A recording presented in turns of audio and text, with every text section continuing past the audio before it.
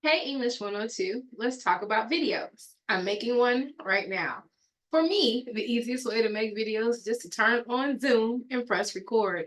It will even do captions at the bottom for you so that your video is accessible to multiple people. As you know, for both your team and your individual assignment, you have to do a video. These videos should be short. Ideally, they should be between 3 and 5 minutes, although I'm not a stickler for that part. You can choose to highlight whatever part of your project you would like to, or do a summary as a whole.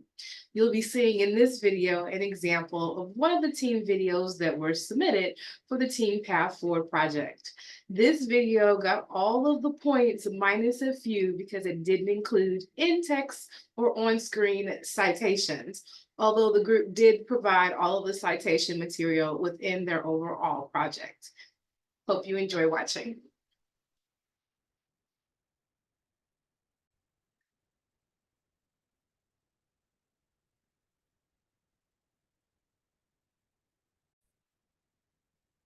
Krista Pike, the youngest woman ever to be sentenced to death.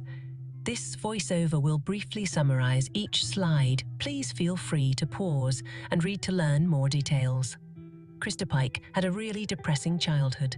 After losing her grandmother at age 12, she attempted to commit suicide. She showed many signs of bipolar disorder and PTS, but was never professionally diagnosed until later years. In January 1995, Krista Pike, Tadaril Ship, and Shadola Peterson promised 19-year-old Colleen Slemmer that they could all go out to an isolated area behind the school and smoke some marijuana. Once the three lured and isolated Colleen, Pike began to torture and beat her. Ship accompanied Pike with the torture while Peterson was on the lookout. For 30 minutes straight they beat, taunted, and slashed a pentagram into Slemmer's chest. Pike then smashed Slemmer's skull with a large rock, brutally killing her. Pike then took a piece of Slemmer's skull as a souvenir and showed it off proudly around school. In March 1996, a jury found Krista Pike guilty of first-degree murder, and the following month, Pike, who was 20 at the time, was sentenced to death. One of the main arguments for Pike's defense was that she has mental issues. 5 years after her conviction while in jail, Pike attempted to strangle a fellow inmate to death with a shoestring. Donald Kohut and Justin Helen orchestrated a plan to help Pike escape from prison, and it failed. Slemmer's mother still advocates for the Tennessee Supreme Court to set an execution date for Pike, so, in her words, her daughter can finally rest. Krista's crimes left the community feeling unsafe and fearful. Because of Krista's violent background and history there, a very likely chance that rehabilitation won't work.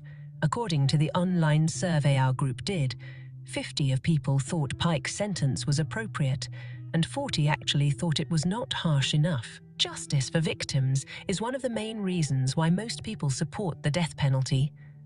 Identifying and intervening early for individuals displaying violent and psychopathic tendencies is crucial to prevent future crimes. In our opinion, and the opinion of most, Krista Pike does deserve the death penalty. Krista Pike is a heartless, cruel human being, and she feels no remorse for her crimes. Colleen Slemmer and her family deserve justice. Pike's mental health, age, or upbringing is not a valid excuse for the horrific and heinous crimes she's committed.